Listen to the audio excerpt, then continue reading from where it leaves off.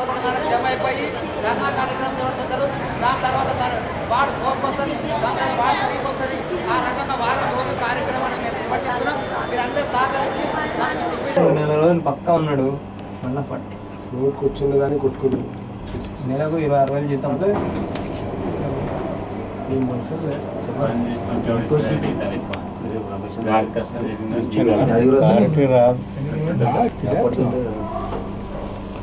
Clarity అవసరం వచ్చిందా లేదు మొత్తం ఫస్ట్లో కొంచెం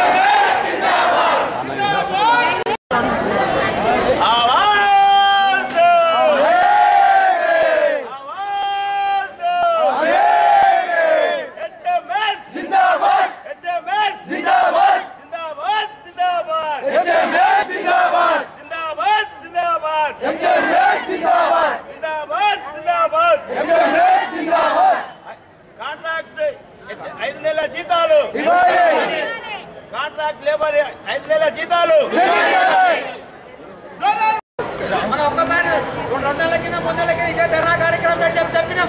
చెప్తే లేదు ఏం ప్రాబ్లం ఉండదు. నేను సాల్వ్ చేస్తా. డిప్యూటీ కమిషనర్ బాధ్యత తీసుకున్నాడు. డిప్యూటీ కమిషనర్ చేతులెత్తేసిండు. ఇలా చేతులెత్తేసి జోనల్ కమిషనర్ మీద వేసిండు. జోనల్ కమిషనర్ కనీసం 70 మంది పేరు రాసి నాకు నేను మాట్లాడతాను ఇప్పుడు అన్నా జోనల్ కమిషనర్. కాబట్టి మనము 10 రూపాయలకు ఆశపడుతున్నాం. 90 రూపాయలు తిన్న దొంగ మంచుకున్నాడు. 10 రూపాయల మీద మనం బద్నాలు లేపి మనల్ని సరైన పద్ధతి కాదని చెప్తున్నాం.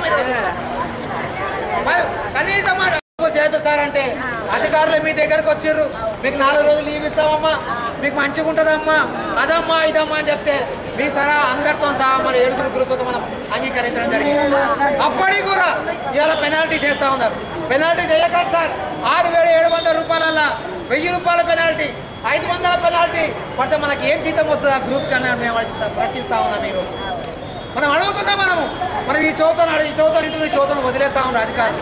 మనం ఓపిక ఎంతవరకు ఉంటుంది? మన ఓపిక ఒక్కసారి 2 సార్లు 3 సార్లు ఓపిక ఉంటుంది. దాని తర్వాత ఇలా ధర్నా కార్యక్రమం నిర్వర్తిస్తాం. ఈ ధర్నా కార్యక్రమం ఇంతటితోనే అయిపోదు. వార్డు వైజ్గా ఇవాళ ఇక్కడ ధర్నా కార్యక్రమం పెట్టినాం. రేపు వార్డు వైజ్ ఏ వార్డులో ఉన్నదో ఆ వార్డులో ధర్నా కార్యక్రమం చేస్తాం. కార్పొరేటర్ తెలవాలా, ఎమ్మెల్యేకి తెలవాలా, ఎంపీ గారికి కూడా తెలవాలా, ప్రజానికానికి కూడా తెలవాల్సిన అవసరం ఉన్నది. ఎప్పుడు చూసినా మున్సిపాలిటీ వాళ్ళు ఏం పని చేయరు, మున్సిపాలిటీ వాళ్ళు పెనాల్టీ వేస్తూ ఉంటారు. ఏ సూపర్వైజర్ పని చేయడు, సూపర్వైజర్ పెనాల్టీ వేస్తూ ఉంటారు. అందరూ కలిపి మన కడుపు మీద కొడతామని ప్రయత్నం చేస్తున్నారే తప్ప మనకు బెనిఫిట్ వచ్చే ప్రయత్నం చేస్తలేదు. కాబట్టి నేను కోరేది ఒకటే కోరుతా ఉన్నా, మన జీతాలు వచ్చేదానికి ఎవో పైసా తింటున్నాడు, పైసా తింటున్నాడు, అక్కడ పైసా తింటా ఉన్నారు. ప్రధానంగా మనకు ఇక్కడ ఉన్నటువంటి ఎస్ఎస్లు శానిటరీ సూపర్వైజర్తో ఉన్నారు. ఆ శానిటరీ సూపర్వైజర్ తప్పు చేస్తా ఉన్నాడు, శానిటరీ సూపర్వైజర్ తప్పు చేస్తున్నాడు. ఆ తప్పు సరిదిద్దుకొని ముందుకు అవసరం ఉన్నదని చెప్పేసి ఈ సభాముఖంగా తెలియజేస్తా ఉన్నాను. ఒకవేళ ఆ తప్పును కూడా సరిదిద్దుకోకపోతే దీనిలో పరిణామాలుంటే ఎస్ఎస్ దగ్గర హెచ్చరిస్తా ఉన్నాం. హిందూ మహాసభ హెచ్ఎంఎస్ ఊరుకోదు మిమ్మల్ని. మా కడుపు మీద కొడతా ఉంటే చూస్తూ ఊరుకోము మేము. ఒక్కసారి చెప్తాం, 2 సార్లు చెప్తాం, 3 సార్లు చెప్తాం. తర్వాత మన దగ్గర ఉన్న జాగ్రత్తల తర్వాత తీసి ముందుకు ఇస్తామని చెప్పి సభాముఖంగా తెలియజేస్తా ఉన్నాం. కాబట్టి మేము ఎస్ఎస్లకు హెచ్చరిక చేస్తాం. ఎస్ఎస్ కూడా వాళ్ళకు కార్మికులే, మా ఏమో ఉండే వాళ్ళు కూడా వాళ్ళకి హెచ్చరిక చేస్తామన్న వేదిక ద్వారా ఎస్ఎస్ కూడా సూపర్వైజర్ల మీద వేధింపులు తగ్గించారు. సికింద్రాబాద్ జోనల్ 8 సర్కిల్ లోపల ఎక్కడ కూడా ఇంప్లిమెంట్ చేయనటువంటి జంప్లింగ్ పద్ధతిని ఇంప్లిమెంట్ చేయడానికి అధికారులు ముందుకు వస్తూ ఉన్నారు. దాన్ని మేము సీరియస్గా దాన్ని వ్యతిరేకిస్తూ ఉన్నాము. అందులో గ్రూప్ వైజ్గా 7 గ్రూపులు చేసిర్రు. ఇంతకుముందు 18 మంది గ్రూప్ ఒక గ్రూప్ ఉండే, ఆ గ్రూపును డివైడ్ చేసి 7 చొప్పున చేస్తే కనీసం మాకు 70 మంది కామ్రేడ్స్ పెరుగుతూ ఉన్నారు.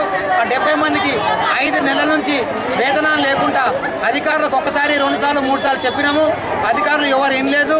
కార్మిక సంఘం ప్రధాన కార్యదర్శి వెంకటేశ్వర గారు కూడా కార్మిక సంఘం తరఫుకి వచ్చి కూడా జోనల్ కమిషనర్ గారు చెప్పడం జరిగింది.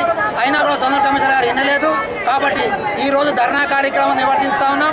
ఈరోజు తర్వాత వార్డు వైజ్గా ధర్నా కార్యక్రమాలు మొత్తం నిర్వర్తించి దాని తర్వాత కూడా వినకపోయినట్టయితే మొత్తం 18 సర్కిల్ లోపల ఎక్కడ కూడా శానిటేషన్ జరగదని చెప్పేసి ఈ సభాముఖంగా తెలియజేస్తా ఉన్నాం. కాబట్టి హెచ్ఎంఎస్ తరపు నుండి నాయన్ నరసింహారెడ్డి ఆధ్వర్యం లోపల ఈ కార్యక్రమం నిర్వర్తించి ముందుకు పోతా ఉన్నాం.